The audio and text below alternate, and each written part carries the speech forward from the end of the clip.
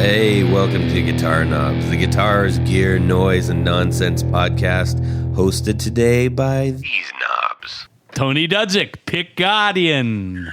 Jared Brandon, the pickup guy. I don't know if that's going to stick or not. Hey, everybody, it's me, Todd. Welcome to the Guitar Knobs podcast. We are thrilled to death that you are listening to our show wherever you're at. We welcome you. And if this is your first time, boy, are we happy you're here. If this is your 150th time, we are so glad you're back. Or your 233rd time. Or your 233rd time. That's right. We just keep racking them up. I'm happy about that. And man, oh man, am I excited about this episode. We've got a very special guest on. A very special guest. Who might you be? Keith from Marvin Guitars. Yes. Keith from Marvin Guitars. Okay, now, everybody's like, well, that might be new to me. What is Marvin Guitars? Where can people find your guitars right now as they're listening? MarvinGuitars.com. Perfect. And on Instagram? Instagram.com/Marvin Guitars. Okay. So go find Marvin Guitars. You're going to want to do that because these guitars are flipping awesome. And you're going to want to hear all about it while you're looking at it. So it's going to match up beautifully. Keith, we are going to have a great time tonight. We're going to talk about you. All right. And talk some more about you. Okay. And probably about your guitars. All right. Let's talk more about guitars because I'm pretty boring. Yeah. Keith and I had a really great phone call. Pretty much probably could have done the episode right there, I think. Probably so. Yeah, if you weren't like on your way to the supermarket or whatever it was. But I really enjoyed talking with you, so I know this is going to be a good one. We have a few announcements we're going to start off with. Tony's awake. I'm awake. Good. And yes. Wow. Wow. Yes. That's a hot microphone you got there. You're a hot microphone. All right. So, hey, I wanted to share something. As you know, we get lots of great feedback from people. Yes, we do. Maybe some of you mentioned I met a guitar player a couple weeks ago, and we struck it up, and it was, it's like sort of one of those after the show cool things where you're like, hey, we're a lot alike, and we grew up in the same area, and we like the same. It's like, kind of a cool thing. I made a little friend over there. Friends. Yeah, friends. So, anyways, turns out that friend decided to be a supporter too, which was, caught me unawares. So he sent a message. He says, hey, love the show, brother. It's like hanging out with friends, just talking about guitars and gear, which is something I don't get to do very much. Here are my answers to your questions. We ask questions all the time of the new people. Yeah. He says, so his Vox, he does Vox amps, AC15 and AC30, and it says, I can't go without these two pedals, the Full Tone OCD and his Gold Icon by J Rocket. His favorite parts of the show, when you talk about new gear that you acquire. Well, that's usually Tony. He's the one with all the money. Yeah. And I'm the one with all the credit card bills. Yeah. And he said he hasn't gone that far in the episodes, but he would love to hear things about pedals that marry well with Vox amps. Now, Tony is our resident Vox expert, so I think that would be something that maybe he could dive into. I think Vox front ends take pedals probably as good as Fender, maybe better than Fender. The only time I've ever had real trouble with front end loading of certain pedals is on a Marshall and a Mesa Boogie. But I think that there is something in the if Rob was here, he could probably tell us what it is. But whether it's the buffering or whatever circuitry is in the input stage of both most Fender amps. I'm sure there's some out there that don't work as well as Voxes. And in fact, when we get pedals to test and things like that, I always test them through my Vox AC15 because I know the sound, and then I can tell what the pedal is doing in addition to that sound. Yeah. So, I think you're safe with just about anything on the front end of a Vox. Yeah. Well, all right. hopefully that helps you out, Hex. And he says, I decided to support you guys because not only because I love what you guys are doing, but I know how expensive music gear can be. You guys do a lot more than most other shows that I've heard. The guitar community needs shows like this. Well, we really do appreciate that. Hex is a hell of a guitar player, and so I take that with the utmost amount of respect from him. So thank you very, very much. And if you'd like to share your thoughts, please do. We'd love to read them. And if they're really horrible ones, we won't read them, but, you know, I guess it's a free country and whatever. So, but hopefully you send nice things. And if you have really bad things, send them to Tony. Okay. Care of Jared. Yes. So also we have this is our let's see. This is our 5th installment of the Positive Grid Spark Amp action. Sparky. We are giving away a Spark Amp. Yes. Okay, and we're going to tell you how to win that in just a second. How to possibly win that. Wait, back up a little bit. Yes. Are you telling me that we are going to be able to give away Actually, this is our 6th one. 6th one? This is the 6th one. Holy moly. Yeah, so the next one is when we get to announce the winner. Oh my goodness. Oh, well, I can't hardly wait. Oh, boy. So, but we're going to give one of these away. We are going to give them away. So, in this installment, we've covered a bunch of the great things about the Spark Amp. Yes, special features. And aside from, you know, us just talking to you about this, we've been using it. Yes. I've been using it. Jared's got one. Tony's used it. And I think I broke it. really, maybe that's why I sound so terrible. So this one, we're going to talk about the full range sound. This is something that both Tony and I responded to immediately. Jared, yeah. I'm trusting you had the same experience. Yeah. Yeah, that's what I thought. Keith, have you ever played through a Spark Amp? Yes, I have one. Perfect. There we go. We can all chime in. We can. I love that dang thing, Yeah, man. I was actually blown away with it. I was not expecting it to be as good as it is. Right? I was exactly the same. And Me too. so I think today we're going to talk about, even though this thing is literally the size of a small guitar head. It's like, no, it's not even that. It's like a shoebox. It's not. Yeah, I mean, it's tiny, but it's got speakers built into it. And these little teeny tiny speakers, I don't know how they do it, but you can actually it is feel the deep air and moving. loud and immersive.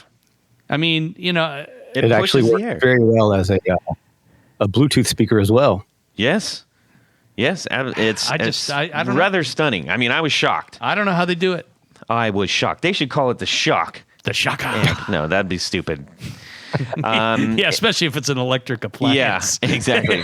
You know, and the fact that it's a combo amp, it isn't a head, but it is the size of a very, very small head. Yeah, it's teeny tiny. So there's 2 custom designed speakers and a tuned bass reflex port, Well, that which are that engineered explains to part of provide it. that deep, full sounding bass. And crystal clears high. You know, sometimes if you think about like, you know, Beat headphones, it's like, that's awesome for bass, but if you want to hear anything else, it's right. Yeah. This is full range sound. Yeah. Sounds outstanding.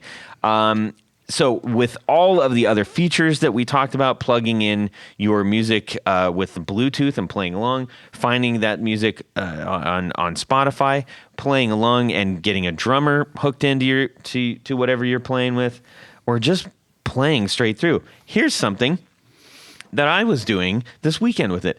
I was actually using this straight into the computer so that I could record. Before I was miking it and then going through an interface, miking my normal amp and running Right, through an right. interface. And I said, you know what, I'm going to try to put a couple pedals in front of this to do the 1 minute wonders into the Spark and see what happens.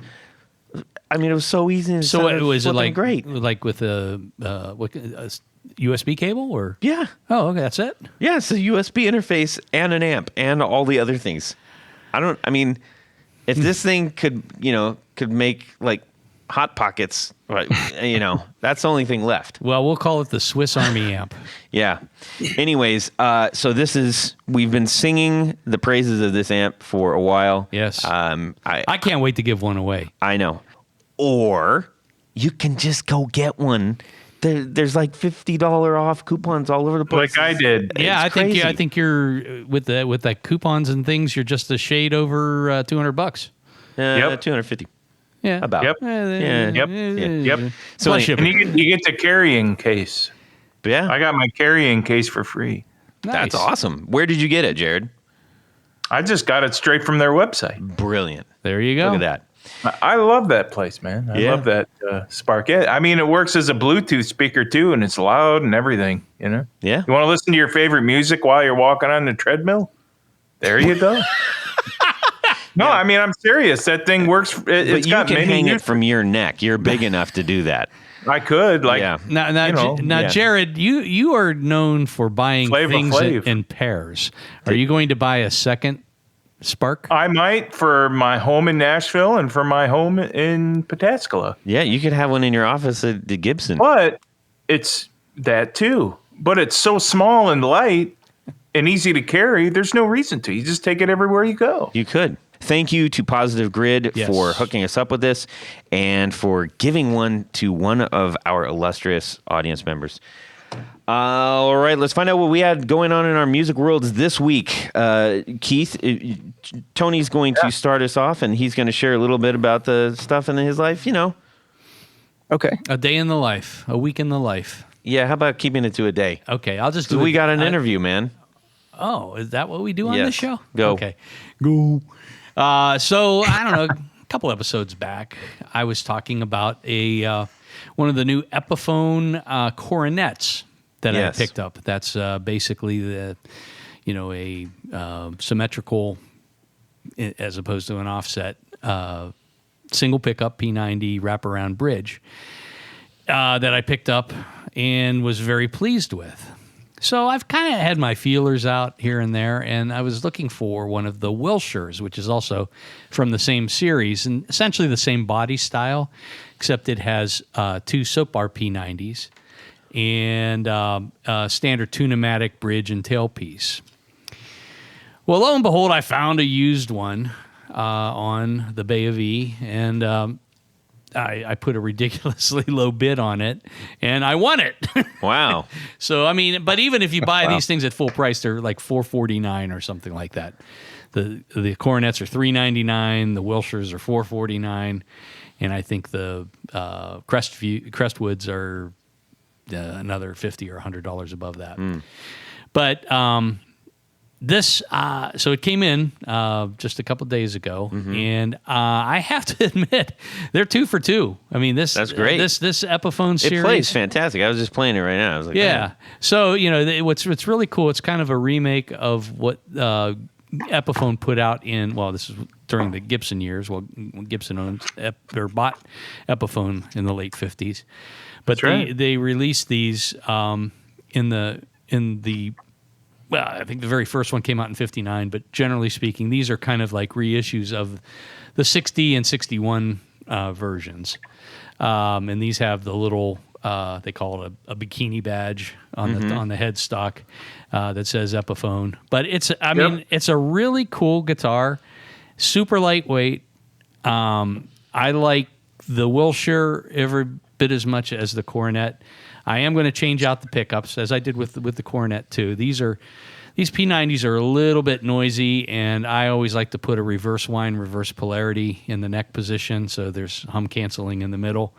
But aside from that, I mean, it's a great guitar, and I think Awesome. a good place to start if you want to do some upgrades to a particular guitar.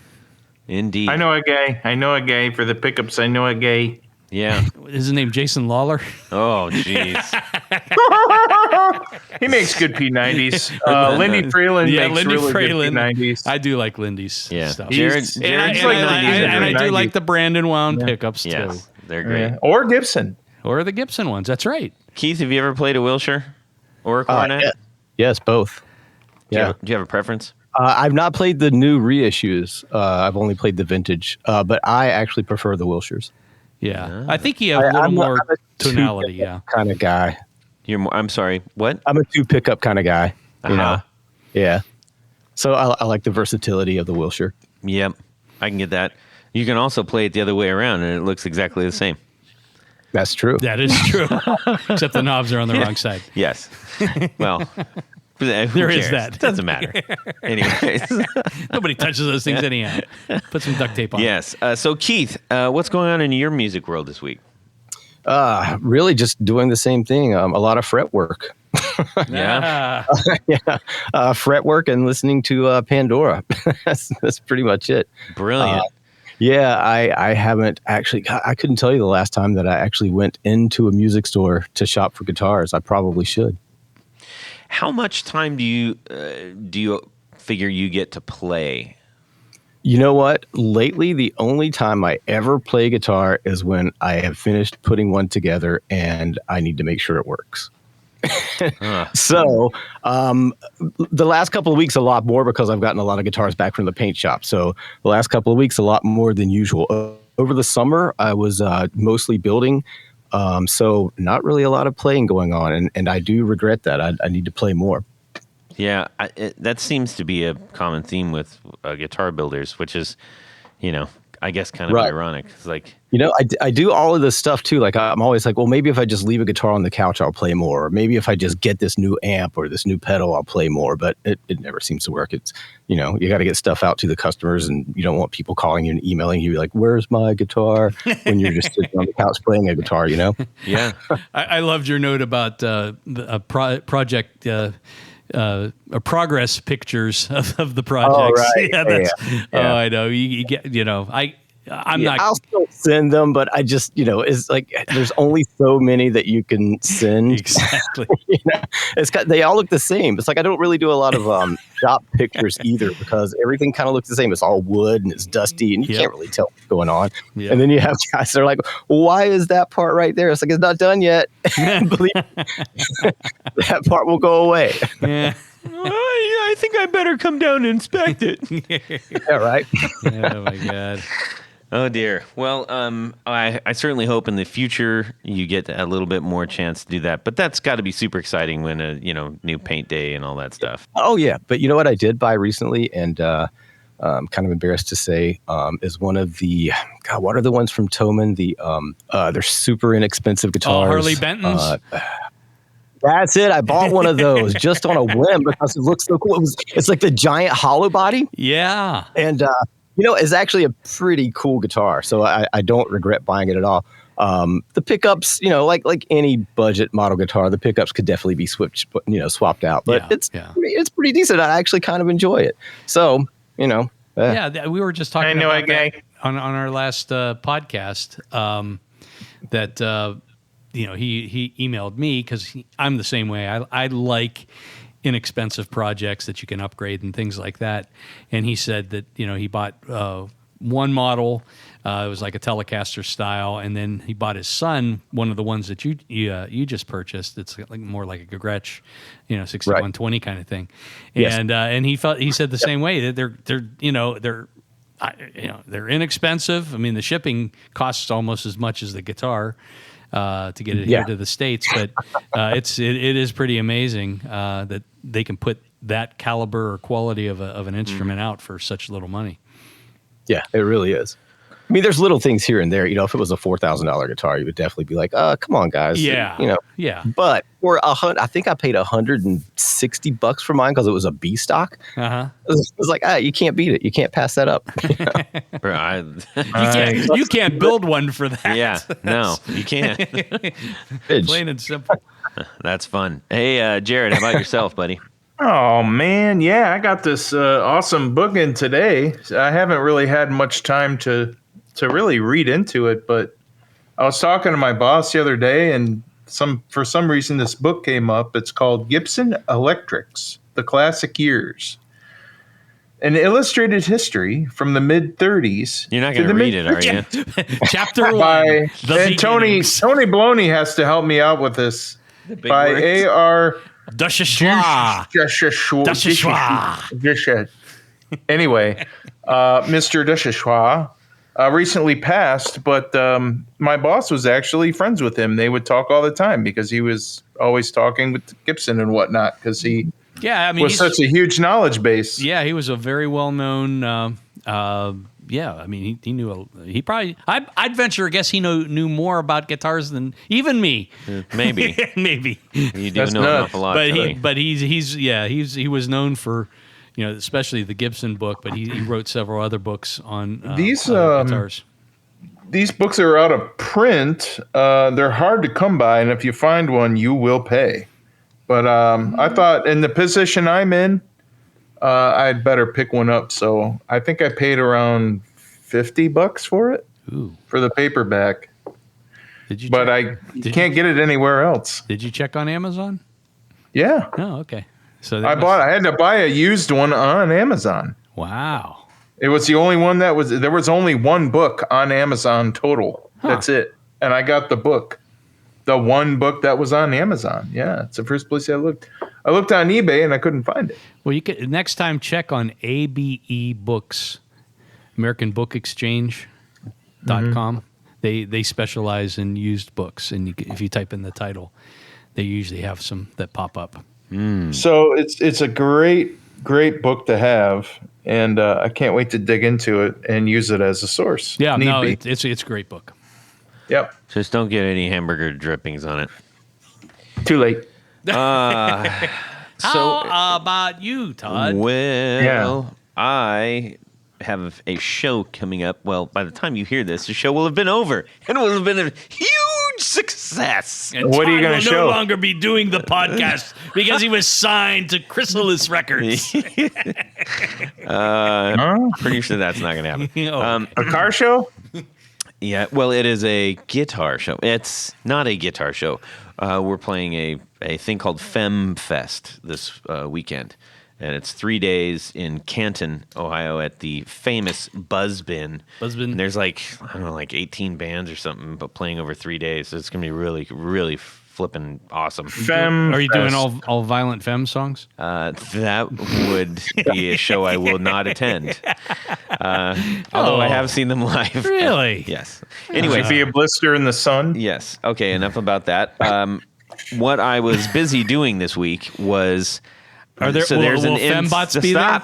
There's an inside and outside. I don't know if we're playing outside or inside, and I don't know if the inside is kind of inside and outside. It just says that. USA? So I don't know what to expect. So in preparation for that, I've been trying to sort of have all right, when I show up, I need to have a pedal board setting for I'm running the amp full on, or I'm running it at half because I'm inside. And Keith, I've got a Supro Black Magic. Oh no! Why does this sound like a would you rather right now? It doesn't. It's just to you. Just listen. I You'll love kind of it. know. It's It going kind to be of a does. great story. Am I going to be inside or outside? What should I do? Yeah. No. It's just not that. But so, anyways, got a Black Magic with an extended. It's an extended cab. I can't not call it an extended. It's an extension cab that matches it that I put on the other side of the stage.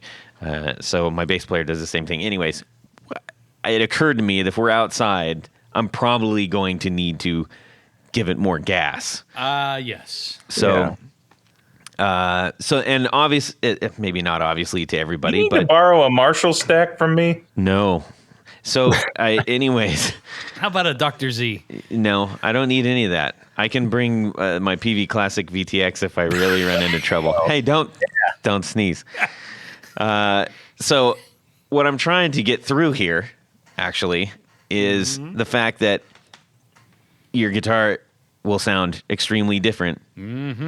If you're used to playing either only inside clubs and your practice space versus running it full on. And I don't know that many people get to run their amps full up. Not so much anymore. So, Keith, you are a seasoned musician. Hold on a second. Keith, you are a seasoned musician. And I assume you've run into this series of problems before. How did you deal with it? Just crank it, man. Inside or outside? Inside or outside? You always got the sound guy. I mean, it's been so long since I played a live show and everything has changed. because everything is digital now, and there's no stage volume, and it's kind of weird. So I actually respect people that are going out and really playing with real amps. So I say just turn it up, man. Yeah. I played outside. We had a mixture of outside gigs and inside gigs in the last band I was in. That was 10 years ago, and the outside volume, stage volume, was a little louder because you didn't have any, walls for the sound to bounce on. But yet, we still had a good amount of monitors, and we not in ear, but so it's. I don't think it's going to be such a dramatic change that you're going to have to, sweat about it. You know what I mean? I think you're going to be okay. Right. As long as you've got a good sound guy, you should be fine. Yeah. It's going to be monitors. You're not using in-ears, right? Right. It's all monitors. Yeah. I mean, you'll be fine. And you're not the first band, right? No. Good. Or the first day. We're playing the last day. So the guy, maybe his ears will be all blown out and be like, I don't know, play as loud as you want, man. No, he'll have it all nice and tuned in for you, brother. You'll be just fine. I'll go if the fembots are there. They are going to be there. Okay, I'm going. I'm there. So, anyways, that was my week, and it was as soon as I realized that I was like, ruh-roh, I gotta figure this out. So You'll be fine, Todd. Thanks, guys. Anyway, so we got to swing on over and find out what Keith's 4 on the floor is, but on our way to doing that, we need to ask Tony a question. Tony. Yes, Todd. How many Tour Gear Design patch cables can you fit in your mouth? What are the lengths? 8. They're all S-shaped eights. S-shaped eights? Yes. I can fit 23 in my mouth. 3. Well, I wouldn't suggest any of you going trying that. You'll choke. Soon. Wait, you might choke. I can fit the 44 right now. But needless to say, the Tour Gear Designs patch cables are really outstanding products. My entire board is covered in them, not because I get to say this, but because they really, really work very well. They're great. They're flat. The heads are small. Yep. It fits They everywhere. fit anywhere on the pedal. It saves you. I mean, you probably if you did your board with all Tour Gear Design cables, you could probably fit another pedal on your board. You could at least. Maybe 2. I would say probably 2, to be honest. Having them in your mouth is no worse than having black licorice in your mouth. I love black licorice, actually. Keith, do you like black licorice? Question number 1. My wife hates it, and I love it. Isn't that It's great? weird. Yeah, it's like olives. You either like it or hate it. Yes, everybody loves olives. She likes black olives, and I don't like olives at all, which I feel like black olives just taste like black licorice. So go figure. Yeah, that is weird. Are you more a green olive guy? Yeah, I don't like olives at all. Oh, you don't like olives, period. Do you like Olive Garden? I do. Yes. Who doesn't love the Free breadsticks? Exactly. Come on. Yeah. Why do they always put the close sign up whenever I come in? Anyways, yeah. So the Tour Gear Designs patch cables, they are fantastic. You really need to grab yourself some. Go to tourgeardesigns.com/discount/the guitar knobs, and you're going to save 10% off of as many patch cables that you can fit in your mouth and your pockets and then some. And a bag. Yes. Yep. Do it. Yeah. tourgeardesigns.com/discount/the guitar knobs, or just go there and probably put in the guitar knobs in the discount code, and I'm sure it'll work. It'll work. Yeah. So thank you to Tour Gear Designs for sponsoring our 4 on the floor. Jared? Let me get a little bit of this. 1, 2, 1, 2, 3. 4 on the floor. Keith Horne, Marvin Guitars. What is your 4 on the floor? First and foremost, an original Jim Dunlop Crybaby. I've had it ever since I was 16. I've tried other ones, and I just keep coming back to the original. How many times have you had to repair that? I only once, actually. I had to have the potentiometer replaced, and that's it. Wow, that's pretty amazing. Usually the string breaks eventually. There's no. I've had the same one since 16, and it's still going strong. Good. Wow, Yeah. that's amazing. Yeah. Right. Build them like tanks, man. Right. Yeah. Number 2, my Daredevil pedals hype pedal. Just super simple. I got that from my buddy Johnny, and it's absolutely amazing. It's something that I can't live without now. There's no knobs, no nothing. You just hit the button, and it does what it's supposed to do. And which? Okay, first of all, Johnny, solid dude, been on the show. We gotta need to have him back on. Actually, Yeah. Well, he moved. Oh. Or no, different Johnny. different Johnny. I'm sorry. That's yeah. Oh, yeah, I'm sorry. Forget He that. did move, but he's still in the Chicago area. That's the other Johnny. Different Johnny. Sorry. Yeah, they're all named Johnny in Chicago. Yeah, Johnny. But that's actually how I found you. Oh, really? So, yeah, Okay. I was watching one of his videos. I was like, "What's that? What's the guitar he's playing? What is that?" Yeah. And so I was like, "Well, got to get him on." So, Awesome. now the hype pedal. Yes. Tell us about why. Make me buy a hype pedal. I mean, come on, man. I'm not the best at marketing, and I'm not the best talker. Sell me this pen. I can't give you a lot of hype on the hype, No, it does what it's supposed to do. You click the pedal, and it just makes you sound better. It's like I guess, kind of like a clean boost, I guess. Okay. But I mean, it's absolutely amazing. You just click it on, and it makes me sound better. So, Do you throw it in the front of your chain or in the back? right after my wah pedal, Okay. in the front. Nice. Yeah. So you get a little bit of lift, is it a little sparkle? Is it more bottom end? What do you get? No, a little more sparkle and a little more. Man, Johnny's gonna kill me for this. And it's like just a little more sparkle and some overdrive. It just kicks it in gear a little more. Nice. I can Yeah. dig it. I can Who dig could it. ask for anything more? Yeah, exactly. Yeah. All right, number 3. Number 3, a Dynacomp. Yeah. All right. Now we've had compression discussions. It's kind of boring, but it does what it's supposed to do. It just makes me sound better. I'm kind of a sloppy guitar player, so when I'm playing anything clean, especially solos, it tends to clean me up a little bit and just give a little extra something that is not there when I'm just playing without it. Now, when you say play clean, you mean playing without like modular effects, but you're still Without distorted? the overdrive, just man, I'm such a simple guitar player. When I say clean, it normally means turn the tone down on the neck pickup to about 3 and flip up the toggle switch. So Gotcha. yeah, then you put the Dynacomp on, and then it just does what it's supposed to do, man. It just makes me sound better. Good. Okay. I've had that one. I couldn't tell you where I got that. Probably some pawn shop somewhere. Wow. Yeah. How about number 4? Number 4, an old, and I don't even know if you guys would even be able to find this on the internet, but an old DOD digital delay. I used to have one of those. The Purple blue one? one. No, mine was purple. I and mean it had- purple. By blue, he meant purple. Yeah, and it's got like a almost like the early days of looping when you could play like 3 seconds of something and you could hit the pedal and it would loop it and you could play over it. Still use that pedal to this day. Absolutely love it. Wow.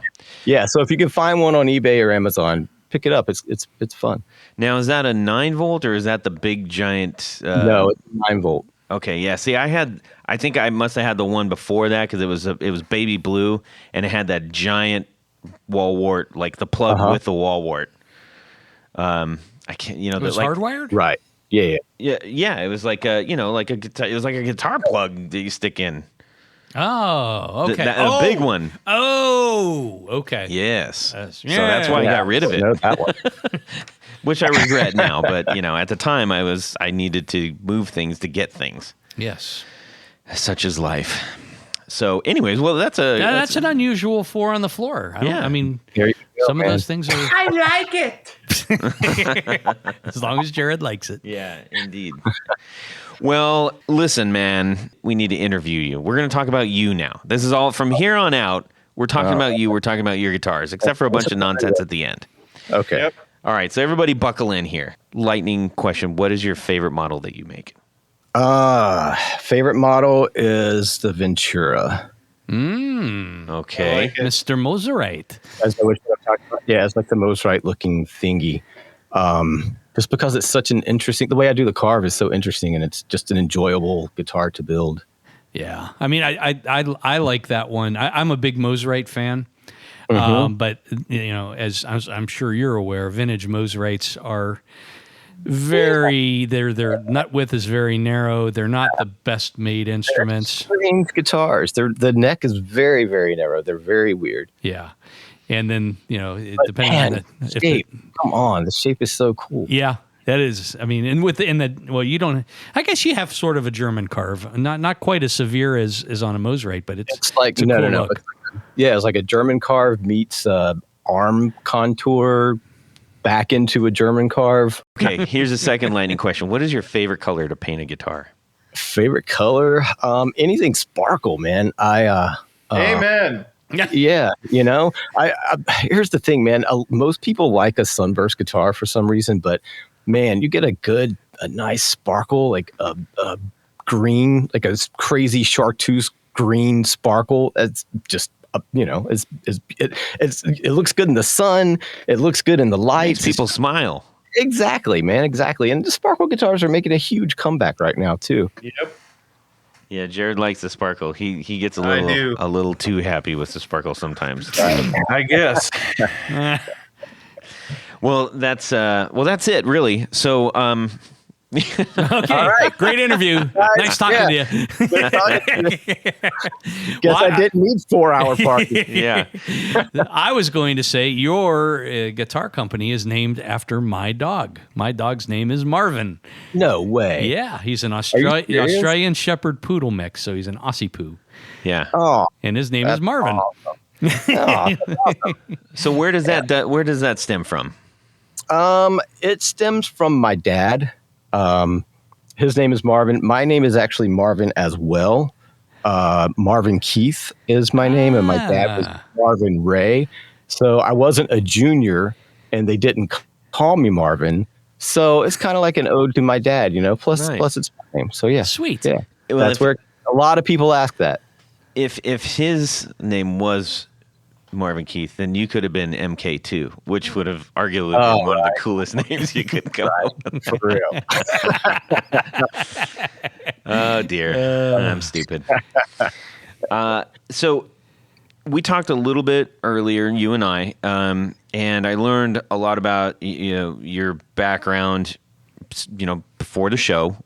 Right. You were a touring musician. You played an awful lot. Can you give us just a taste of that background leading up to where you started making guitars? Oh, God. I mean, it started when I was, after I graduated high school at 18. That's all I wanted to do was just play music for a living. So I chased that dream until I was 34 years old. That's when I finally gave up.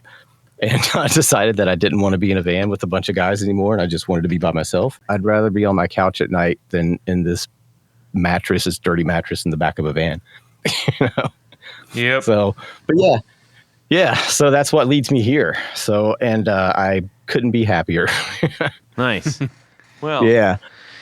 I did my last tour about, what year was that? That was probably 2014. And it was kind of a hired gun kind of deal. And it was in an RV, not even a van. And I was still like, you know what? I can't do this anymore. This is it. I'm way too old. I'm 34 years old. My bones are aching and I just can't do it anymore. But you had a good time while you were Sometimes doing it. I definitely had a good time. I mean, I wouldn't trade it for the world, I wouldn't trade it at all. And sometimes I do still miss it, but not really. Yeah. You got a pretty cool job right now. That's for sure. I dig it. Yeah. So that's for sure. Okay. So Keith, what was the rock and roll lightning bolt that struck you and made you say, "Oh man, I got to do this"? In reference to building guitars? In reference to playing music. In reference to saying, I'm committing myself to rock and roll here. Oh, man, I grew up in a really small town in North Carolina, and I just had to get out. And somehow, luckily, music found me. and I picked up the guitar. My neighbor started playing guitar, and then I picked it up and started playing as well. And as soon as I started playing, I was like, oh man, this could be my ticket out of this small town. So that's really where it started. I was probably 14 or 15 years old at that point. Do you remember what you were listening to around that time? Oh yeah, Iron Maiden. Nice. Maiden, Judas Priest, Dio, everything that was on the radio, or maybe not on the radio at that point, but everything that I should not have been listening to, I was listening to. And then, of course, I heard Motley Crue, and that's probably is the lightning bolt moment. Yeah. I heard those guys, and I was like, oh man, this is what I've got to do. So yeah, thanks for bringing that out of me. Yeah. Well, if you can listen to Livewire and not want to do that forever, then you've got something wrong with you. Yeah, exactly. Right. That's what I'm saying. Yeah, I agree. Yeah, that's cool. So then... so where's the transition from touring musician and you getting tired of it to saying, I want to build guitars? I started to become less and less interested in touring and being in a van with smelly guys and not being able to shower for days at a time. And but I still love guitars, and I thought that the guitars are beautiful, and that I whatever I did with the rest of my life, it had to involve guitars. So my father-in-law is a woodworker, and I just was like, man, maybe I should try to build these things.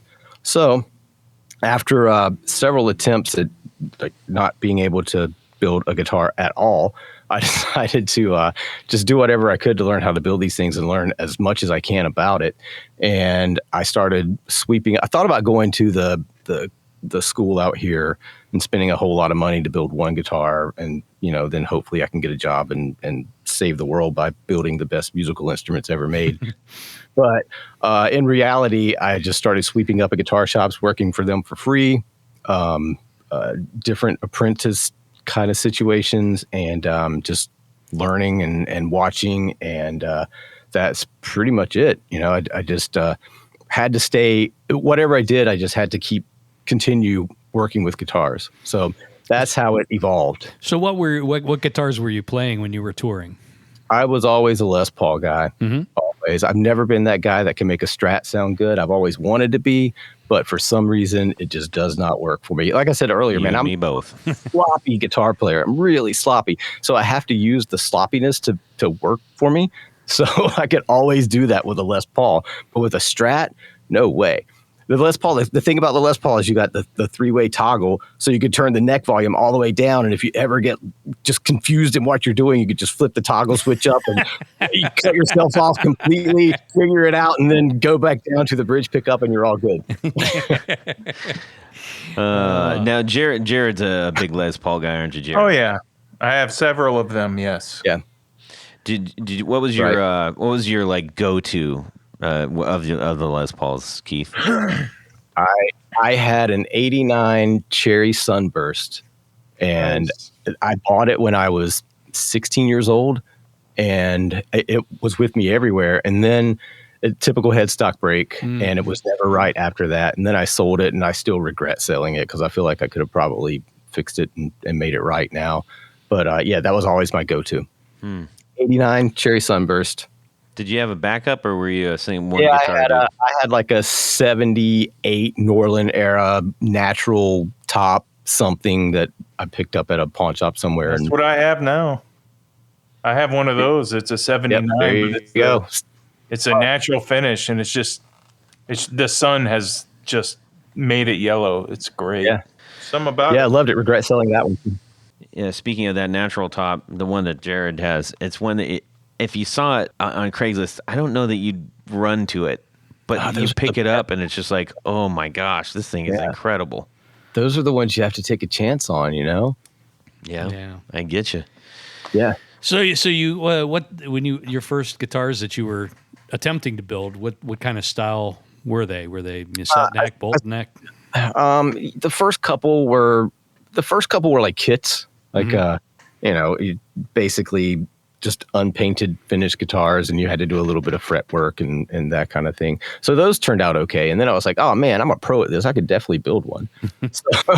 So then my next attempt at actually building one from scratch was like a Les Paul Junior style, and it was just atrocious. The neck was basically unplayable.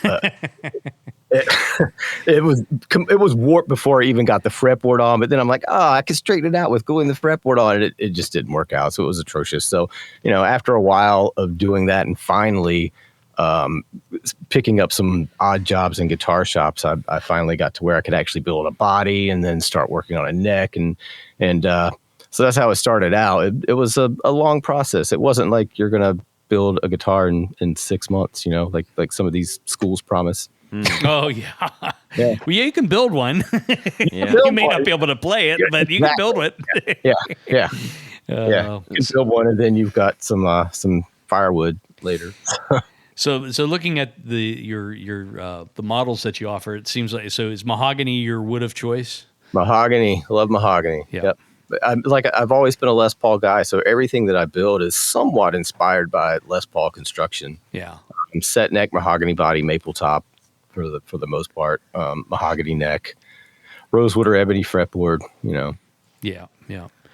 It looks like that CN90 is almost a little Wilshire and Cornettish. Wilshire, that's actually what it was supposed to be. It was when we came up with the concept, it was supposed to combine the best parts of a Mosrite and a cornet. Mm-hmm. Thin body, but a little bit wider. Some people don't like the small body of the cornet, so the concept here was to make it bigger, but thin like the cornets, and I think we did a pretty good job. It's actually, I was surprised when I got the first one done. It feels a lot like an SG, even though it's wider. But when it's on your body, it balances better than an SG, but it feels like an SG Because of how thin it is? Yeah, exactly. Yeah, because of how thin, and you have full fret access. Like it meets the body at the 21st or 22nd fret. Yeah. So you have full access to the frets, and that's one of the things about an SG is the playability of it with fret access. Yeah, that was one of the rumors that when Epiphone came out with these in the late 50s is that they actually took a Telecaster and traced the bottom half and flipped it and then made the upper halves and the symmetrical ones like this one here, and the original ones had a very small edge contour. So it was very much like a slab body Telecaster. Interesting. Right. Yeah. Well, you're really clever with the pickguard, because if you're looking at it the right way, it's like, that does look like a Mosrite. Yeah. But the body's not. Right. The models that you're making, what kind of turnaround do you encounter when you're doing a new order? About 6 to 8 months from the time the deposit's actually put down to the time you get it at your door. I try to keep it around the 6-month mark, but sometimes things happen beyond my control, especially now during the COVID days. There's a lot of parts that you can't get. Wood is becoming harder to get good wood now for some reason. So there's a lot of different variables that could come into play, but I do try to keep it around that 6-month mark. I like to consider myself a micro builder. I'm not interested in building like 100 guitars a year. Mm-hmm. I'm interested in doing maybe 3, 4, 5, if things work out really well, a month. Because I'm just a quality over quantity guy. So everything is handmade. I mean, I do use some routers and saws and that kind of thing, but everything is just done by me in my little shop. And then I do take it off and farm out the paint jobs. But that's why I try to keep it that 6-month period, because it does take time, but it's worth it. It's worth the wait. What type of finishes are you using? I use nitro mostly. Nitro? Okay. Every once in a while, I will use a polyester sealer. Mm-hmm. Like the Ventura model, just because of the way it's built, it's better to use a polyester sealer than go straight nitro. Mm-hmm. The way it's built is the maple top kind of gets carved away from the mahogany there, the arm contour. Mm-hmm. So if you don't use a polyester sealer, you'll get a line there where you can see what's continually. So yeah.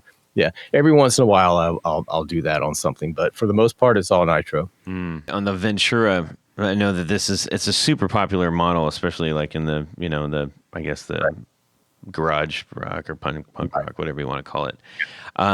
This one is featured with a rail in the back there. Is that what I'm seeing? Oh, and that particular one, yes. Okay. Yes. I normally don't use rail pickups, but for that particular one, it was built for someone who plays in a band that has a really low tuning. Oh. Yeah, so he specified that I put the rail pickup in that. Yeah. Now, and when people are ordering, I mean, you have the ones up here, and you're like, hey, this is what you can get.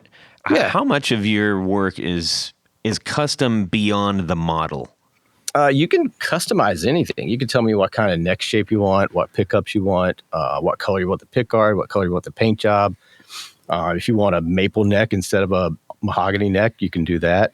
Sometimes I may try to talk you out of that just based on my feelings, but if it's what you want, it's what you want. So everything is customizable. I don't like to go outside of shapes that I offer and do anything too custom, because it really gets into a time versus money type of situation. And you can spend hours and hours and hours trying to do something custom for someone. And it then maybe it is not everything that they would like for it to be, Right. Yeah. Don't seem to do a whole lot of relicking. Not a lot. No. I've always been the kind of guy that likes to go to the music store and pick a brand new guitar up off the wall. Don't get me wrong, though. I love old guitars. It's my passion is vintage guitars. But when I was a kid, I just liked to see shiny guitars on the wall. It was just something about the sparkle of the light and being able to see your reflection in the finish. So that's what I try to do. If someone wants something relic, yeah, of course I'll do it. But it's not really my thing. And there's a lot of guys out there doing it too. So I don't really like to step on toes. Let them do their thing and I'll do mine.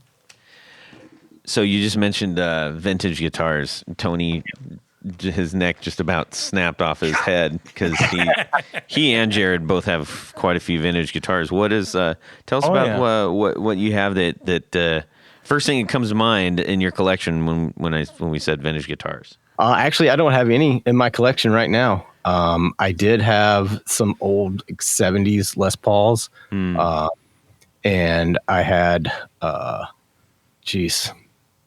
I had a 63 SG, I think, when I was younger. But unfortunately, due to room and other circumstances, I had to get rid of a lot of the guitars that I had when I was younger. Oh, man. Yeah. That's the sad story of so many. Yeah, I know. I love them, though. I love them, and I always want one. I always want a 59 Les Paul, but geez, I've got to sell my Ferrari out in the parking lot. maybe both Ferraris. Yeah. Right. So the guitars that you have created so far obviously have pretty solid inspiration.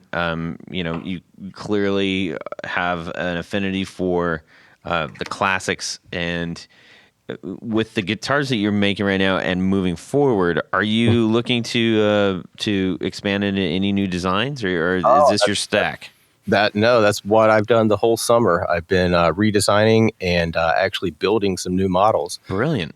Yeah, one of them may be on the website now. I was working with that one for a year or so, maybe even longer.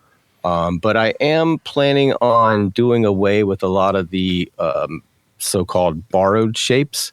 Mm-hmm.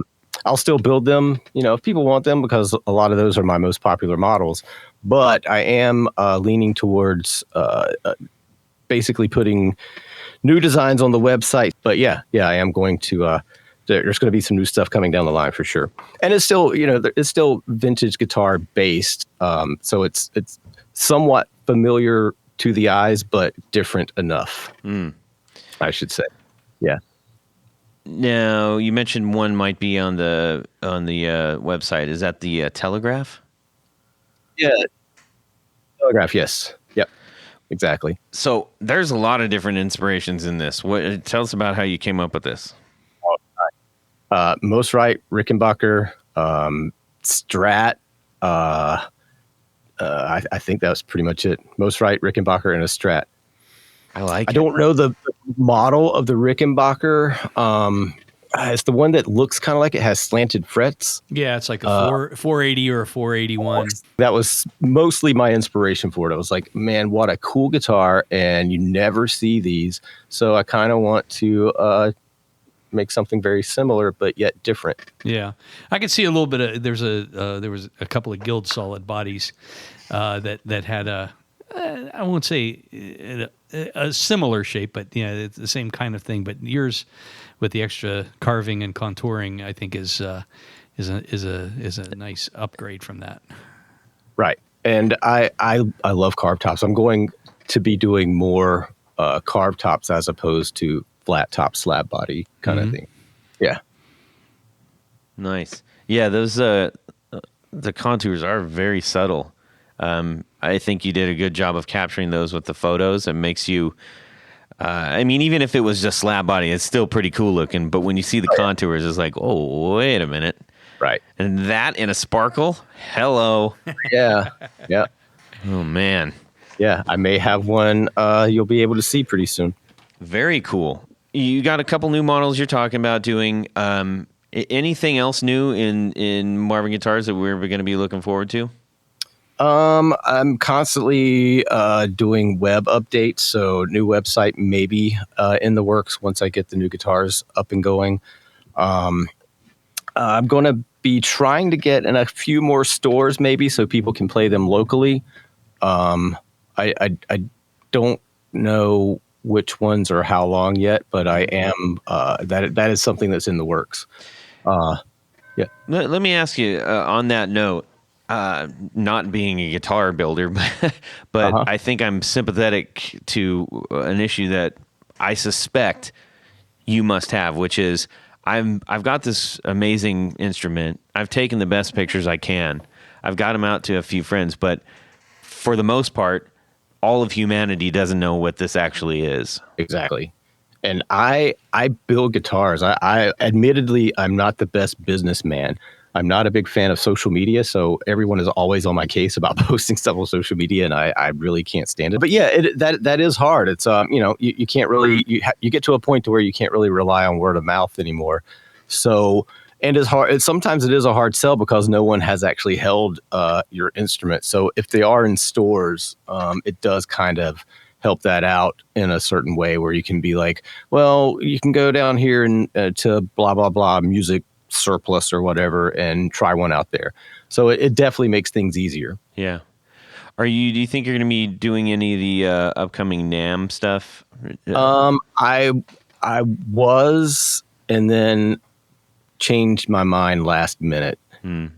I don't know. Everything is so weird right now. We don't know. I was down to do it, but what I'm concerned with is spending all this money and all this time on a NAMM winter NAMM show, which is not cheap. No. And then only a handful of people actually come out because of everything that's going on. So not this January, but probably next year, maybe summer NAMM, maybe. Yeah. Yeah, but maybe some of the smaller guitar shows, like some of the ones that are, what is it, the Dallas Guitar Show or Texas Guitar Show? Oh, Dallas, yeah. Yeah, something like that, maybe, and whenever they do that one again, possibly. But definitely 2022 NAMM, winter NAMM, for sure I'll be there. Awesome. I think that's what we're planning on hoping to be there as well. Right. We actually put the deposit and everything down, and then we heard that a lot of the larger vendors weren't even going to be there. So luckily for us, we contacted the fine folks at NAMM, and they refunded our money just, because of everything that's going on. Yeah. So, yeah. Yeah, I know a lot of people were really looking forward to that this year, but c'est la vie. Mm-hmm. Yeah. All right. So here's the last question, and then we're gonna head on over to find out what's going on with Jared. But I'm curious if you could get your guitar in the hand of any living player. Yeah. Better a living player. A living player Who would it be, and what model would it be? It would be Billy Gibbons and the CN90. That's not impossible. All right, Just keep and trying. what color would that be? It would definitely be something sparkle. Come on. Exactly. Of course. Maybe some He's talking my pinstriping. language. Billy and sparkle, man. It goes together. Pinstriped sparkle. There you go. I like it. Well, we are going. First of all, Keith, thanks so much for hanging out with us. Thank you guys so much for having me. It's, You real bet. Well, we got a few more things to wrap up with, and then we're going to let you go. Starting with Jared. That's right. Ladies and gentlemen, it's come to the time of the podcast where we like to play a little game called Would You Rather?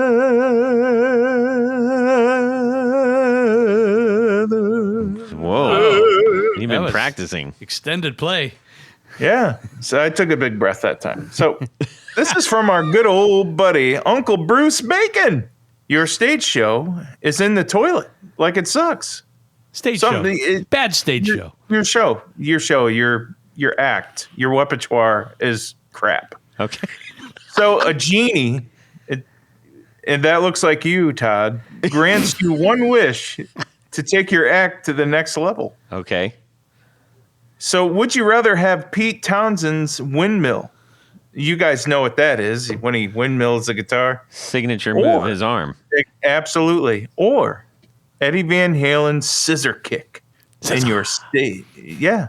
Which one are you going to do to improve your stage? Oh, Wow. All right. What do we Tony? have to rub on you, Todd, to get the wish? His head. Yes. Let's just forward through that. Tony Bolonsky. Well, I'm afraid if I got Eddie Van Halen's scissor kick, I might need a hip replacement. Yeah.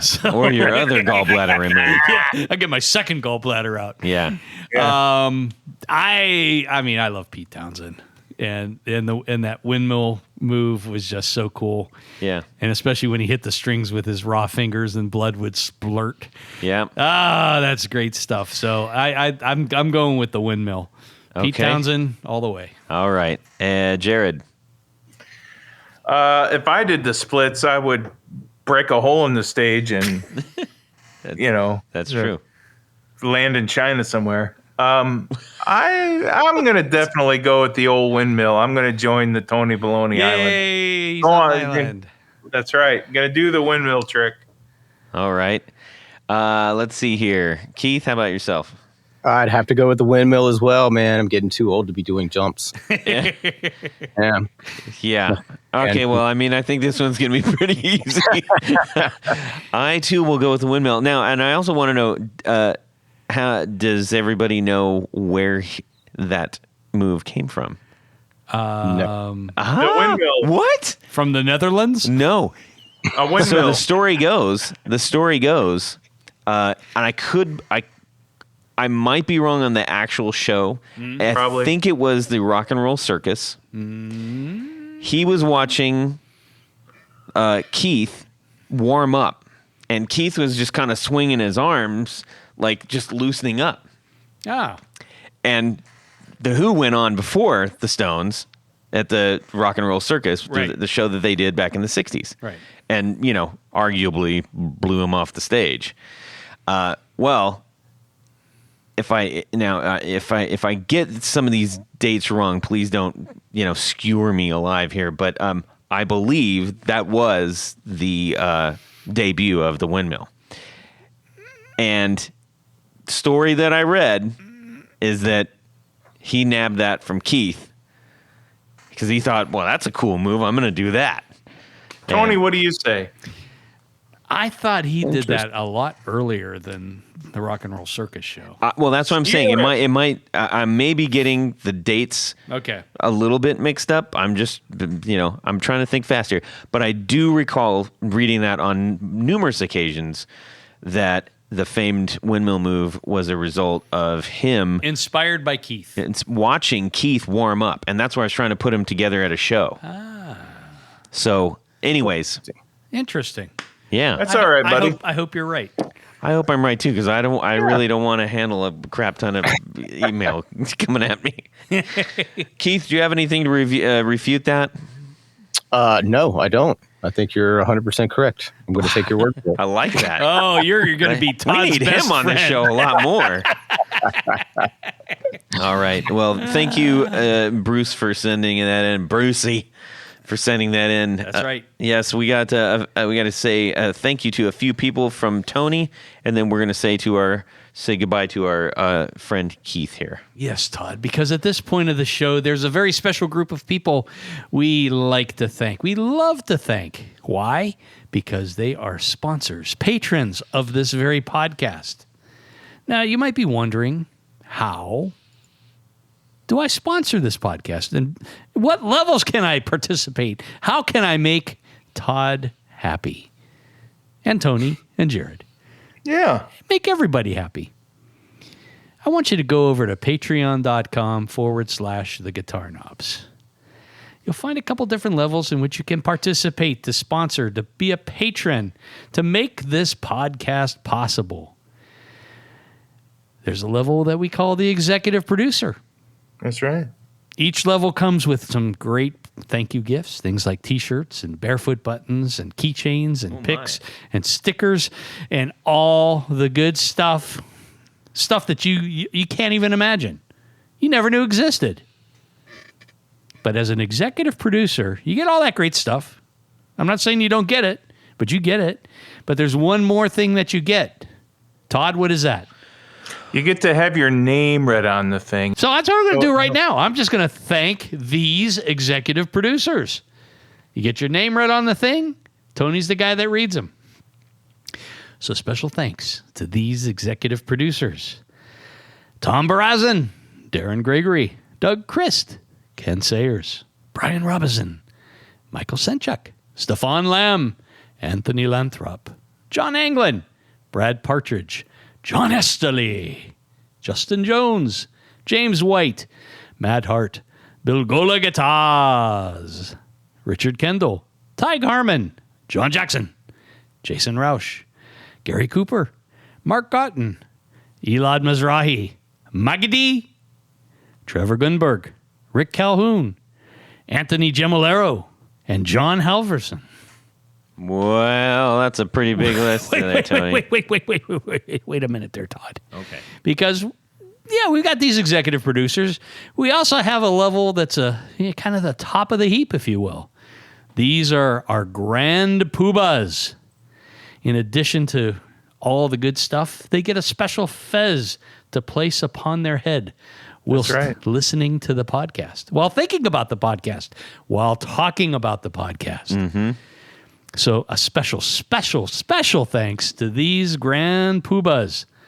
Jonathan Jerusik, Corey Nigro, David Kaminga, Science of Sound, Cody Foster, Sean S. Tommy Manasco, Adam Johnson, Steve Keys, Tim Nowak, Tyler Rhines, James Pennington, LSJ Music Company, John Williams, Johnny Morales, Mel Sanders, Bob Crouch, Sam Jett, Michio Morikishi, Martin Cliff, Hex Matos, and did I tell you we have an upgrade this week? Oh, man. Huh? He was a mere executive producer, now a grand poobah, Mr. Michael Van Zandt. Super exciting. Thank you so much, Michael, for making that choice. It warms the cockles of our souls. We like you. All right. Ladies and gentlemen, we need to give a humongous thank you to Keith Horne of Marvin Guitars for joining us on the show and sharing his hard-earned time. Thank you so much, guys. I really appreciate it. It was a real pleasure. Awesome. Yeah. Well, our door is always open to you for moving forward. Thank you very much. I'll probably knock. Good. And I hope everybody else has a fantastic guitar week. Well, wait a minute. How do we get a hold of I was just checking to see if you were listening, Tony. Oh, yeah. It's true. I got to keep It's track so of you clever, every Todd. step of the way. I know. You So, can't Keith, fool where me. can people buy your guitars and find them and be awesome? www.marvinguitars.com as well as instagram.com/marvinguitars. Get a handmade instrument from this guy. And, There you go. And then your That's life right. is going to be so good. Anthony, Yes. where can people get a hold of you? Well, let's just say you want a special pickguard. We'll make you something real nice, Clark. Yeah. But yeah, so go over to pickguardian.com. /. No /. Just go to pickguardian.com. Okay. No / the guitar knobs. No, we're not going to do that. And just check out some of the things I have to offer on the line. It is I do mostly custom work though. So shoot me an email. Tell me what you need. Anything you want, he can make just about. Well, yeah. I said just about. I qualified that. Thank you for the Sparkle guards. qualification. Yeah. Pickguardian.com. Shoot me an email. There you go. Get some sparkle in your life. Jared, about yourself. If you want to ask me questions about pickups, which is perfectly fine, just get a hold of me through the Guitar Knobs message social media things. Awesome. You can send me an email, todd@theguitarknobs.com, or you can DM me on Instagram @guitarknobs and ask me or any of the fellas the question. And I'm also, you know what? I've been doing such a good job of, I don't know if it's a good job. I've always just kind of felt weird, but doggone it. Go check out my band for Pete's sakes. The Valentinos. You can get downloaded Oh, I for thought the free name of your on- band was For Pete's Sakes. No, that would be hilarious. Not bad. Everybody's like, ooh, I'm going to go check them out. That sounds amazing. No, it's not. But the Valentinos are. You can get it for, go listen to it for free on Spotify. And you can also check it out at thevalentinos.com and on Bandcamp. It's good stuff. It's a good It band. is. It's a good band. If you want to do some hard rocking when you're driving home or doing whatever, mowing the lawn or chopping up celery, When's the power ballad coming out? no power ballad. Get out of No, here. here we go again on our own. No, or- stop it. All right, everybody, have a great Guitar Weekend. Subscribe. Yeah. Pick a little, talk a little, pick a little, talk a little, cheap, cheap, cheap, talk a lot, pick a little bit. more. C3 now. Did it. Yay! Hey, All right. I'm the worst. Yes. Tony quit. Bastard. I don't need that today. All I can do is read a book. Do. Right. Okay. Good. Well, I'll be sure to cut that out. Thanks, Tony Baloney. Hello. I miss you. I know I'm all screwed up, dude. This is crazy. Okay, Jared, no more. Let's do it over again. Here we go. I called you too the other day. Why didn't you call me back? God damn it! Well, that's it for these knobs. Please visit our Patreon page at patreon.com/theguitarknobs. Visit our website at theguitarknobs.com for all of our past episodes, 4 on the Floor blog, and other good stuff. You can connect with us on social too at our Facebook page and share your gear and stories on our Facebook group. Also, be sure to check out our Instagram at Guitar Knobs. Catch you next time.